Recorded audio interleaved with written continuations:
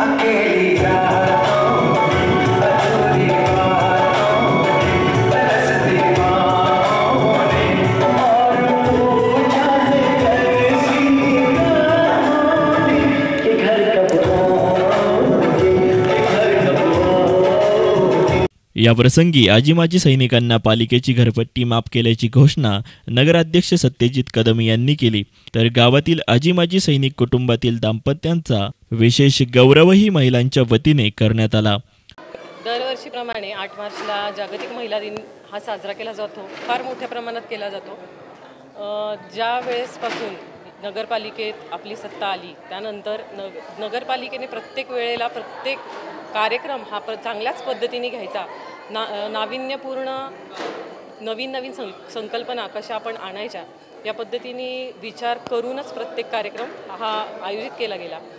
पहिल्या वर्षी आम्ही जो कार्यक्रम घेतला होता त्या कार्यक्रमामध्ये आम्ही बेटी बचाव अशा पद्धतीने एक थीम ठेवून तो कार्यक्रम घेतला होता। मागच्या वर्षी देखील आम्ही महिला सबलीकरण हा विषय ठेवून एक छान मोटरसायकल रॅली घेऊन त्या पद्धतीने भरपूर महिलांनी प्रतिसाद देऊन मोठ्या प्रमाणात आम्ही हा कार्यक्रम पार पाडला। यावर्षी आणि मागच्या वर्षीचं विशेष सांगायचं जर झालं तर सत्कार घ्यायचे ते कोणाचे, पहिल्या वर्षी आम्ही सत्कार घेतले होते ते 2 मुलींवरती ज्यांनी ऑपरेशन केले अशा फॅमिलीशी आम्ही आईवडिलांच्याशी आम्ही सत्कार घेतले होते। तसंच मागच्या वर्षी आम्ही सत्कार जेव्हा घ्यायचे ठरवले तर दरवर्षी एक वेगळा विचार असतो की जे दुर्लक्षित ज्या गोष्टी आहेत त्यांना कसं पुढे आणता येईल आणि त्यांचा सन्मान काय पद्धतीने करता येईल त्या पद्धतीचा आमचा दरवेळेचा की जी नगरसेविका असतील, ज्या नगराध्यक्ष असतील, नगरसेविका असतील, नगर परिषदेतली जी सगळी लोकं असतील त्यांचा एक प्रत्येक वेळेला उत्तम प्रयत्न, त्यांची एक उत्तम साथ असते, एक उत्तम कार्यक्रम करण्याची त्यांची एक जिद्द असते। त्याचप्रमाणे ह्या वर्षी मागच्या वर्षी आम्ही जे घेतलं होतं तर स्वच्छता कर्मचारी जे दुर्लक्षित असतात, ज्यांच्याकडे लक्षच दिलं जात नाही किंवा अशा लोकांकडे आपण फक्त ते येऊन झाडून मारून जातात, गटार साफ करून जातात, हो पण ते किती किळासवानं काम आहे आणि तरीही ते काम करून आपल्याला एक स्वच्छता आजूबाजूला आपला परिसर स्वच्छ ठेवण्याचं ते काम उत्तमरित्या करत आहेत। त्यामुळे तो एक सत्कार घ्यायचा आम्ही विचार केला होता। यावर्षीचे सत्कार घ्यायचे तर कोणाचे, आता सध्या आपण जर बघत असू तर वायुसेना असेल, मिलिटरीमधले सगळे जे आहेत, बॉर्डरवरती काय पद्धतीने कामकाज चालतं हे आपल्याला इथं बसून कधीच कळत नाही।